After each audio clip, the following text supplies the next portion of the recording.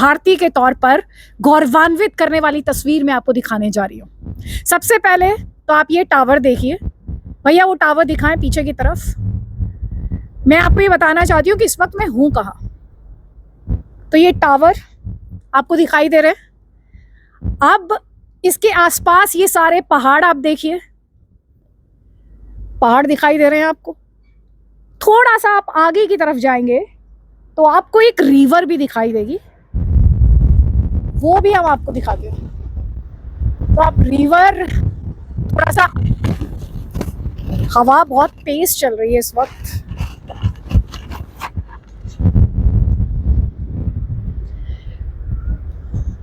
तो ये चेनाब है और अब आप समझ गए होंगे मैं कहाँ हूँ। ये वो पॉइंट है, ये हाईएस्ट रेलवे ब्रिज है, भारत का नहीं दुनिया का।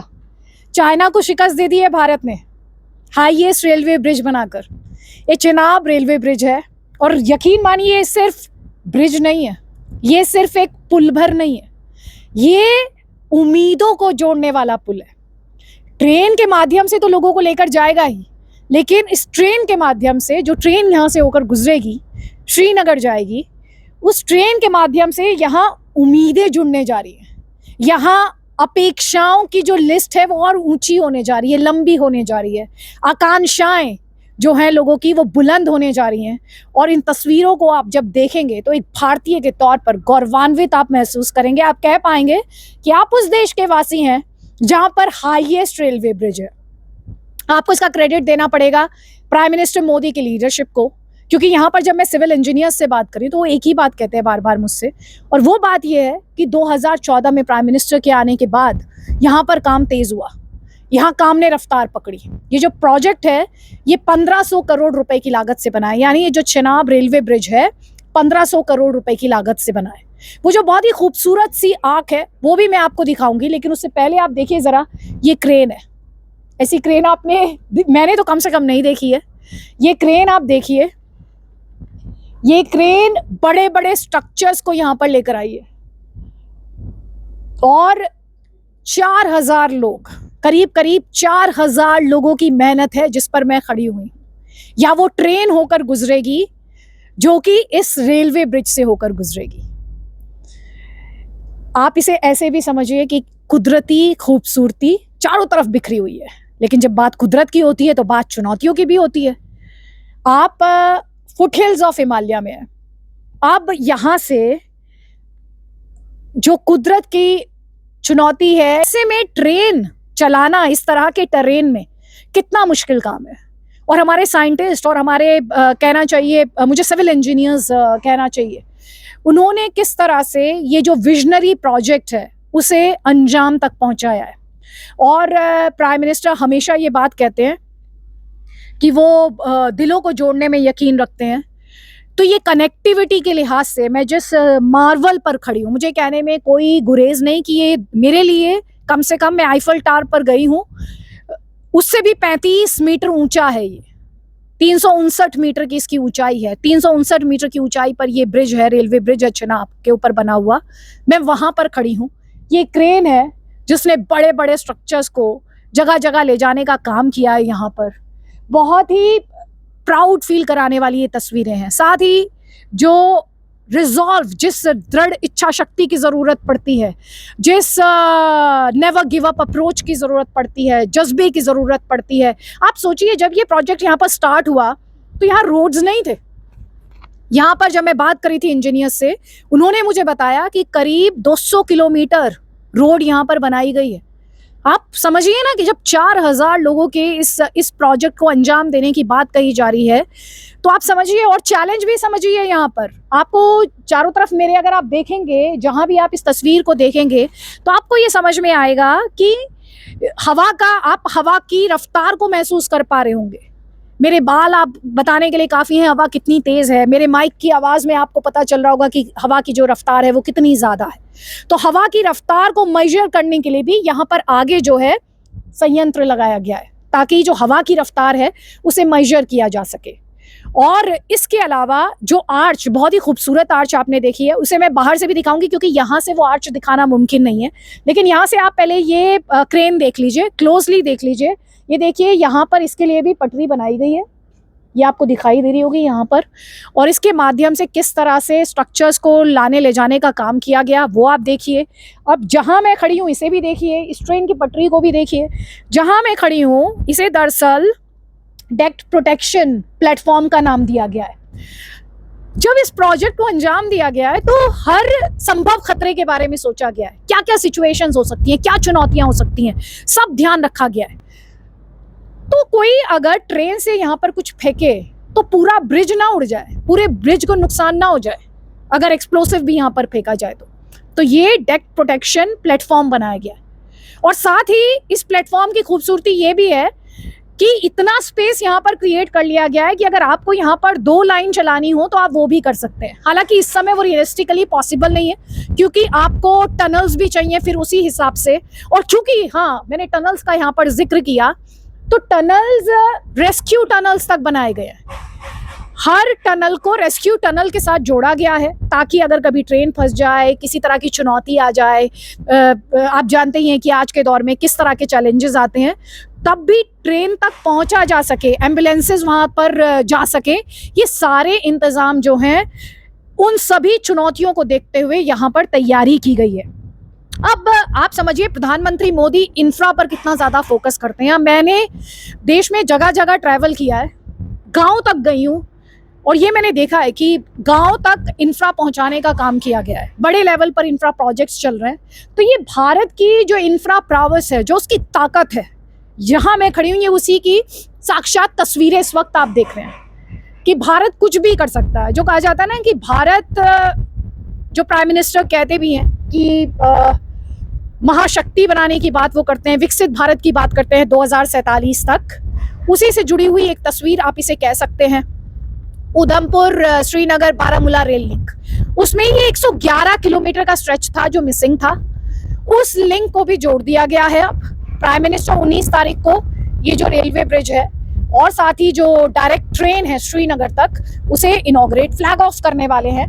तो आप समझिए कि एक तरफ चाहे वो इंफ्रा के लिहाज से भारत की सामर्थ्य को दुनिया के सामने शोकेस करना हो, भारत के जो सिविल इंजीनियर्स हैं उनकी क्या विजन है उसे दुनिया के सामने शोकेस करना हो, भारत की खूबसूरती को दुनिया के सामने शोकेस करना हो, और कुछ कर गुजरने का जज्बा कि कुछ भी भारत के लिए इम्पॉसिबल नहीं है, वो सब कुछ आप एक इस तस्वीर के माध्यम से यहाँ पर देख और समझ सकते हैं।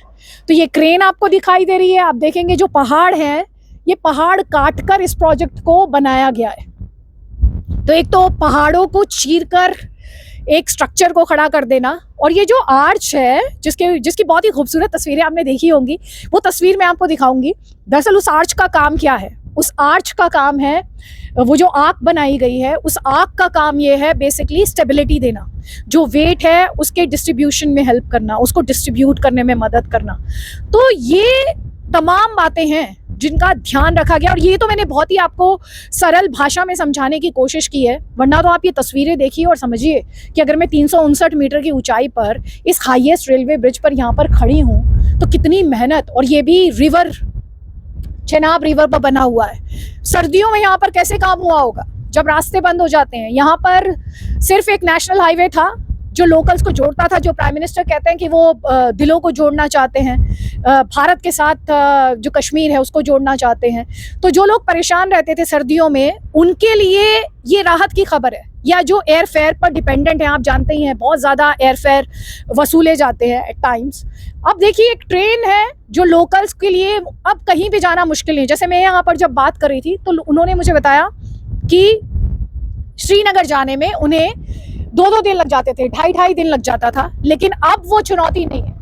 वो काफ़ी खुश हैं कि चलिए ट्रेन चल गई है, अब 3 घंटे में हम श्रीनगर चले जाएंगे। या श्रीनगर में भी जो लोग हैं जिनके फल से जुड़ा हुआ उत्पादन है, जिनका एग्रीकल्चर से जुड़ा हुआ उत्पादन है, कई कई दिन तक यहाँ ट्रक फंसे रहते थे नेशनल हाईवे पर, और खासतौर पर विंटर्स में बहुत चैलेंजिंग सिचुएशन होती थी, उससे निजात मिलने जा रही है लोगों को। इकोनॉमी, लोकल इकोनॉमी जो है, आप सोचिए जब लोग यहाँ पर, कटरा यहाँ से करीब 40 किलोमीटर दूर है, तो जब कटरा में लोग आएंगे, श्रद्धालु जो भी आएंगे, उन्हें यहाँ तक लाने के लिए इस ब्रिज को एक टूरिस्ट स्पॉट के तौर पर प्रमोट करने के लिए कोशिशें की जा रही हैं। तो लोकल इकोनॉमी को कितना बूस्ट मिलेगा, आप समझिए इस चीज़ को।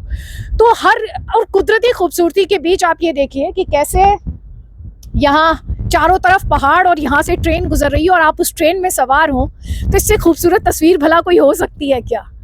इसीलिए मैं बार बार कह रही हूँ कि किसी भी कंट्री को आगे बढ़ने के लिए एक स्ट्रॉन्ग लीडरशिप की ज़रूरत पड़ती है। और हमने ये देखा है कि प्राइम मिनिस्टर ने जो वादे किए, प्राइम मिनिस्टर मोदी ने उन वादों को पूरा किया है। और उसी कड़ी में एक ये बहुत बड़ा पड़ाव है, और साथ ही उसकी इस बात की जिंदा मिसाल है कि अगर आप ठान लें, एक एबल लीडरशिप हो, एक विजन हो एक देश के पास, और उसे एग्जीक्यूट करने के लिए काबिलियत हो, उसे एग्जीक्यूट करने के लिए स्किल्ड लेबर हो, उसे एग्जीक्यूट करने के लिए आपके अंदर वो जज्बा हो कुछ भी कर गुजरने का, तो आप किसी भी काम को अंजाम दे सकते हैं। कुछ भी इम्पॉसिबल नहीं है।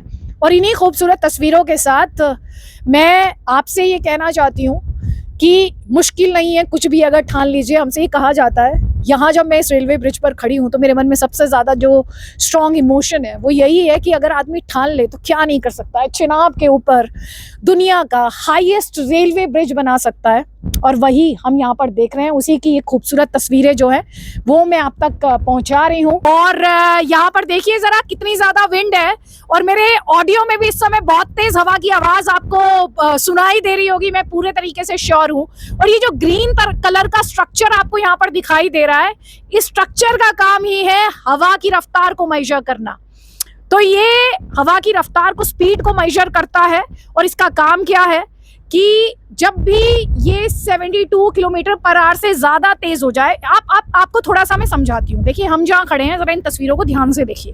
जब आप इन तस्वीरों को देखेंगे तो आपको समझ में आएगा कि इस यंत्र की ज़रूरत क्यों पड़ी। तो आप देख रहे हैं ये एक वैली की तरह है, और वैली में आप जानते हैं कि हवा की जो रफ्तार है वो तेज़ होती है। अब ऐसे में आपको इस रेलवे ब्रिज से ट्रेन को गुजारना है, तो आप हवा को कैसे मेजर करेंगे? तो हवा को मेजर करने के लिए ये संयंत्र यहाँ पर लगाया गया है जिसका काम ही हवा को मेजर करना है। और साथ ही जैसे ही ये जो प्रिस्क्राइब्ड लिमिट है उसे क्रॉस करेगी तो मैसेज जाएगा स्टेशन मास्टर को, और फिर वो मैसेज जो ट्रेन के ड्राइवर है उनको कम्युनिकेट कर दिया जाएगा। आप ये भी देखिए कि जो ट्रेन में सवार होकर आएंगे उन्हें कितनी खूबसूरत तस्वीर जो है वो देखने को यहाँ पर मिलेगी। और एक तरफ देखिए उधर आपको चिनाब रिवर दिखाई देगा, तो चिनाब की तस्वीर आप देखिए।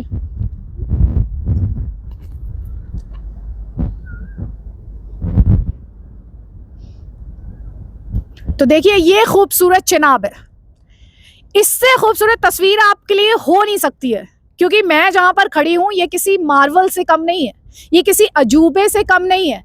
तो नीचे आपको चिनाब रिवर दिखाई दे रहा है, आप देखिए, और पहाड़ दिखाई दे रहे हैं, इन्हें फुटहिल ऑफ हिमालयाज कहा जाता है। अब इन पहाड़ों के बीच में ये हाईएस्ट रेलवे ब्रिज बनाया गया है, और उधर आपको टावर दिखाई दे रहे हैं, और इस खूबसूरती के बीच ट्रेन को यहाँ से होके गुजरना है। एक भारतीय के तौर पर इतना प्राउड मैं इन तस्वीरों को आप तक पहुंचाने में महसूस कर रही हूँ, क्योंकि इससे पहले आप कह सकते हैं कि अब भारत ने चाइना को हरा दिया। कम से कम अगर हाईएस्ट रेलवे ब्रिज की बात करें, क्योंकि जो चिनाब रिवर पर ये जो चिनाब रेलवे ब्रिज है, चिनाब रेलवे ब्रिज, ये चाइना का जो हाईएस्ट रेलवे ब्रिज था उस रिकॉर्ड को तोड़ता है। अब हाईएस्ट रेलवे ब्रिज की बात करें तो आपने आईफल टावर को देखा होगा, और नहीं भी देखा होगा तो आपने बहुत पढ़ा होगा, बहुत सुना होगा। ये आईफल टावर से भी ज्यादा ऊंचाई पर इस वक्त मैं खड़ी हुई हूँ। मैं 359 मीटर्स की ऊंचाई पर इस रेलवे ब्रिज पर खड़ी हुई हूँ, और आप जानते हैं ये आईफल टावर से कितना ऊंचा है? ये आईफल टावर से भी 35 मीटर ज्यादा ऊंचा है।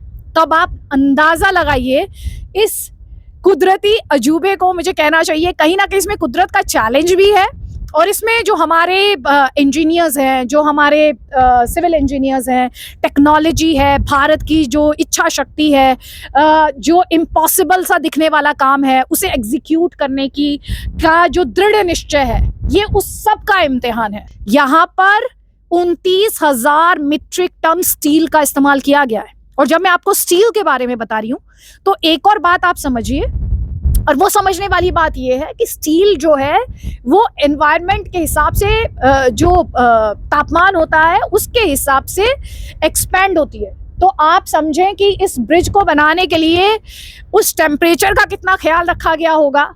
और जहां पर हम खड़े हैं, ये जो आप नीचे की तरफ ये पूरा स्टील का जो स्ट्रक्चर दिखाई दे रहा है आपको, ये पूरा स्ट्रक्चर, इसे नाम दिया गया है duct prevention platform, protection platform. ये है डक्ट प्रोटेक्शन प्लेटफॉर्म। अब इसका क्या रोल है? इसके दो रोल है। एक तो आप देखें, ये जब बनाया गया है तो ये कोशिश की गई है कि अगर 2 लाइन यहाँ से गुजारनी हो, 2 ट्रेन्स को गुजारना हो तो वो गुंजाइश रहे।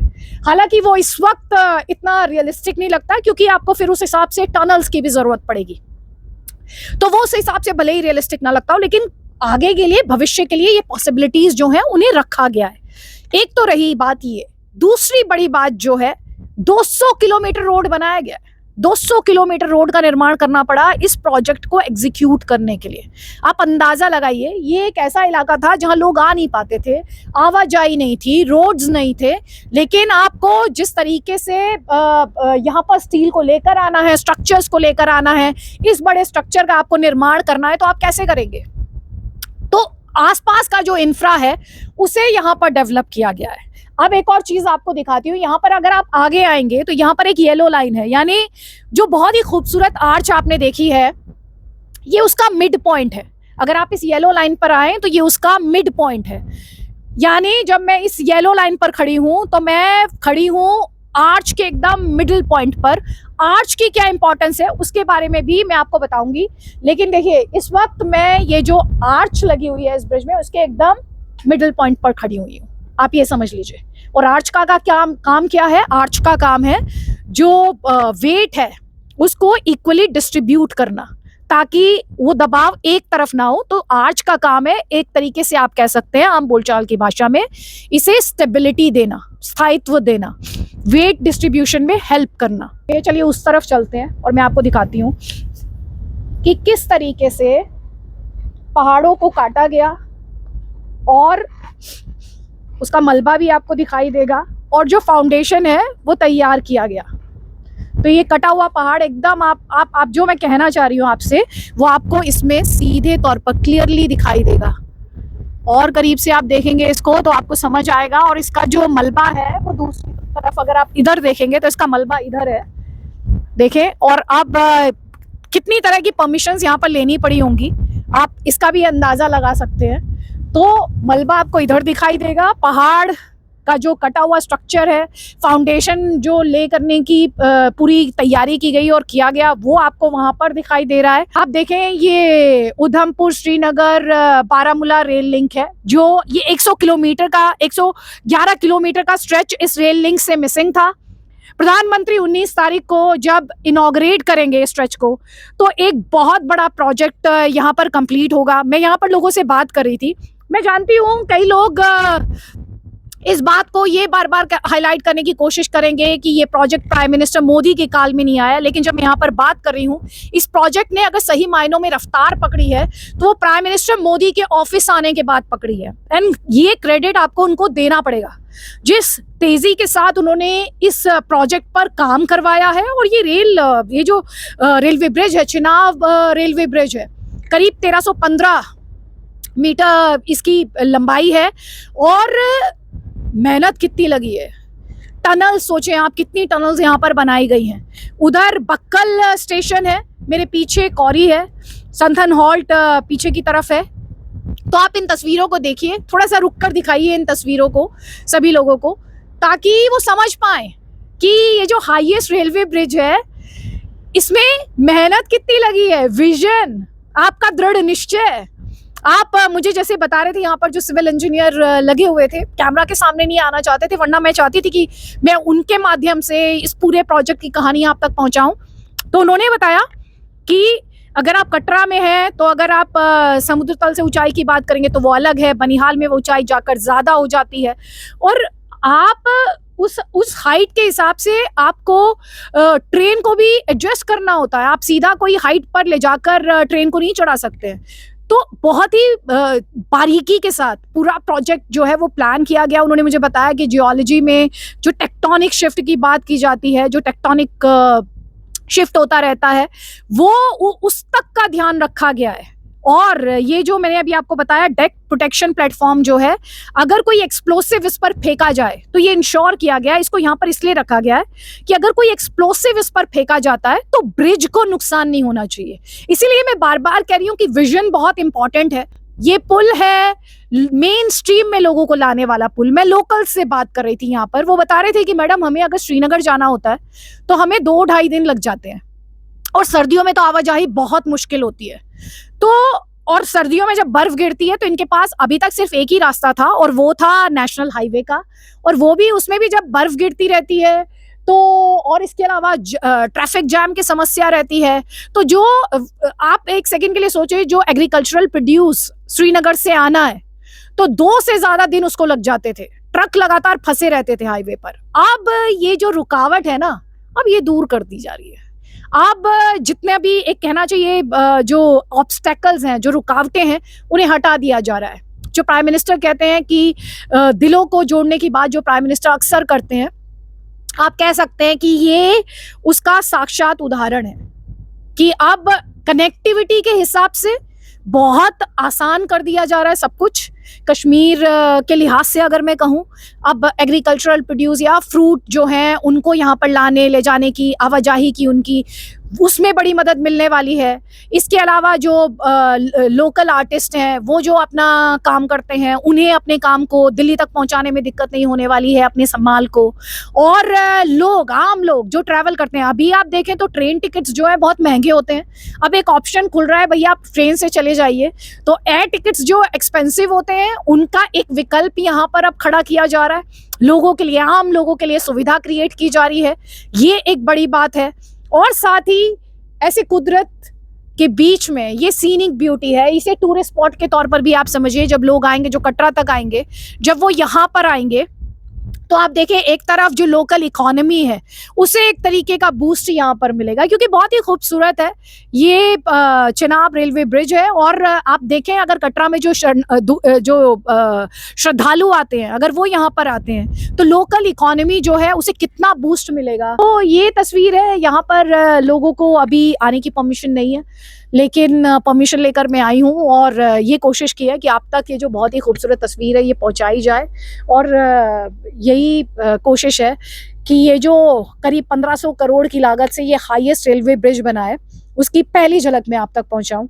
तो आपको कुल मिलाकर इस बात को समझना है कि जम्मू कश्मीर, जो कि लगातार सुर्खियों में रहता है, अब कश्मीर को भारत के साथ इस ट्रेन के माध्यम से जोड़ा जा रहा है। और ये जो ब्रिज है उसे जोड़ने के लिहाज से एक बहुत बड़ा ब्रिज है, बड़ा पुल है उम्मीदों का, आकांक्षाओं का, और साथ ही जो लोगों की अपेक्षाएं रहती हैं दिल्ली से, उनके लिहाज से भी, और लोकल्स के लिए भी एक वरदान से कम नहीं है।